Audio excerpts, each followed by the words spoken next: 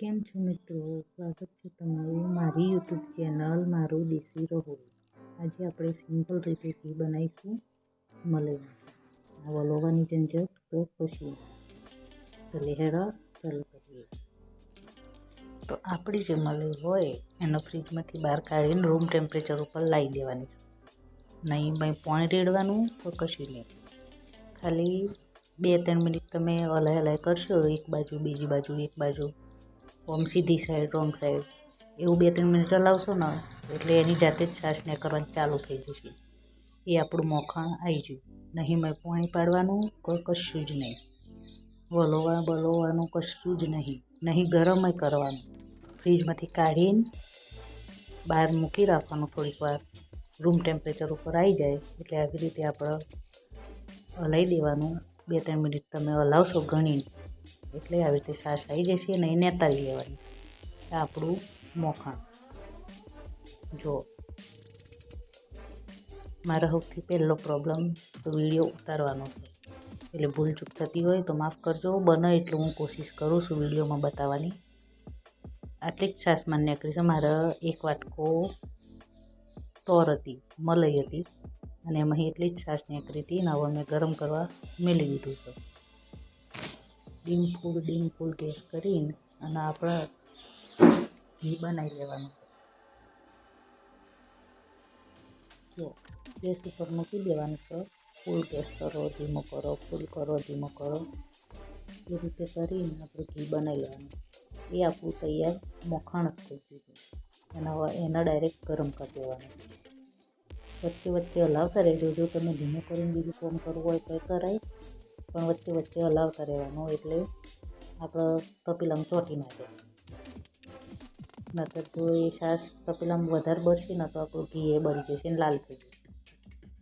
એટલે વચ્ચે હલાવતા રહેવું. અને જોડે ઊભા રહીને કરતા હોય ગરમ તો પછી ફૂલ કરો, તો ઘડીકમાં ધીમું કરો, ઘડીકમાં ફૂલ કરો, એમ કરતાં ઘી બનાવી લેવાનું. ઘણા વખત મેં તો આવી રીતે બનાવ્યું, પણ મેં છાશનો કોઈ ઉપયોગ કર્યો નહીં હજુ સુધી એની છાશ બનાવી તો નહીં દહીં જમાયું કે કશું. જો તમે ટ્રાય કરો તો મને કમેન્ટ કરીને જણાવજો કે ભાઈ અમે છાશનો આ ઉપયોગ કર્યો. આ રીતે મેં ઘી બનાવ્યું, બહુ હેલ્ધી રીતે બન્યું, જલ્દી બની ગયું. પછી વલોયાની ઝંઝટ વગર, તો પેલું ફ્રીજમાં મૂકવાની એ ઝંઝટ વગર, કશું જ નહીં, ધોવા બોવાનું નહીં તો કશું નહીં. ખાલી એવી રીતે 2-3 મિનિટ હલાવીએ એટલે મોખણ આવી જ જાય છે, છાશ નીકળી જ જાય છે અંદરથી. અને પછી એને નેતાળી લઈને એને ગરમ કરી દેવાનું એટલે આપણું ઘી તૈયાર. અને ઘી એ વધારે બને, સારું બને છે.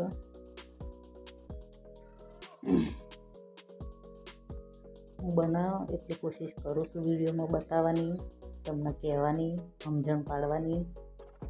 પછી તો તમે તમારી જાતે સમજી લેજો.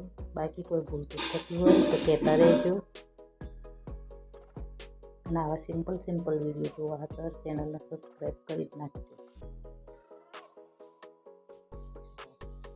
આપણું ઘી તૈયાર થાય છે. તમે આ રીતે ટ્રાય જરૂરથી કરજો અને મને કહેજો કોમેન્ટમાં.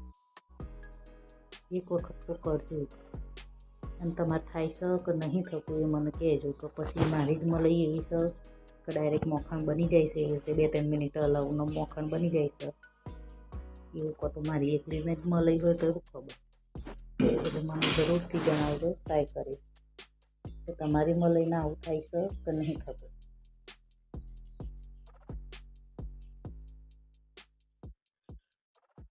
જો ડીમ ફૂલ કરીને ખાસી વાર એટલે લગભગ 10-15 મિનિટ તો હશે મારા ખ્યાલથી.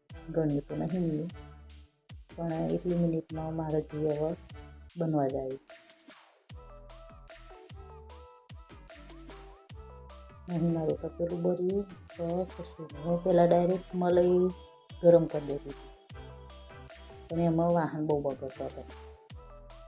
પછી મેં પેલું ફ્રીજવાળું ટ્રાય કર્યું. ફ્રીજવાળામાં તે એક રાત તો રવા દેવું પડે, બીજા દાડે કરવું પડે ને એ બધી બહુ જફા કરી હતી. પણ આ તો મને બહુ જ હેલ્લું પડ્યું એટલે મેં તમારી જોડે શેર કર્યું. એટલે તમે કમેન્ટ કરીને કહેજો, ટ્રાય કરજો. અને કમેન્ટ કરજો.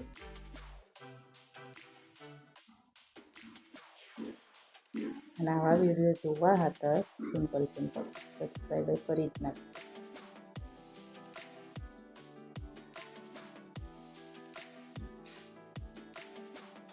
તો આપણું ઘી તૈયાર થઈ ગયું છે. હવે નગારી લેવાનું છે. વિડીયોને આખો જોવા હતા.